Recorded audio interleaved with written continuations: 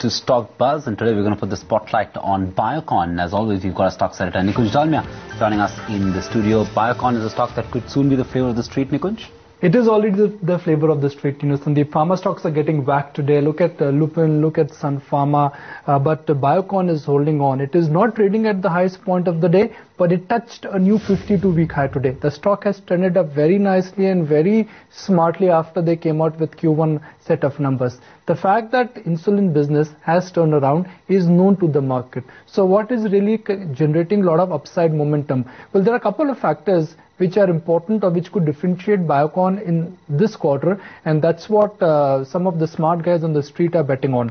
Trigger number one, they will get a huge capacity bump up from their Bangalore facility, which was under renovation for the quarter gone by for about 2 months.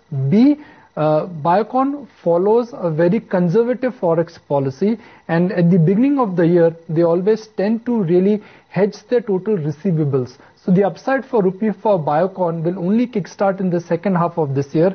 And see, for the quarter gone by, even though numbers were strong, there was a bit of a dip or a downtick when it comes to the licensing income. My understanding is that the licensing income, which cracked from about 130 million to about 76, that could see a bump up all the way back to 110 and 150 in the coming 2 quarters. So that really could be a big upside. The licensing income has been volatile, so it was volatile for Q1, but in coming quarters, my understanding is that it could pick up. The risk for Biocon is that statins did the trick for them for the quarter gone by, and that was in one type uptick. And the management has gone on indicated that they could have a differentiated strategy when it comes to RH insulin. That is something which is a grey area. But in terms of the technical setup for Biocon, things are looking up. It is going up on a day when other pharma stocks are under pressure. It is up 20%. P multiple is still very supportive, trading at about 12-13 times. Average pharma stocks, even mid-cap pharma stocks in India, are now trading at P multiples of 20 plus.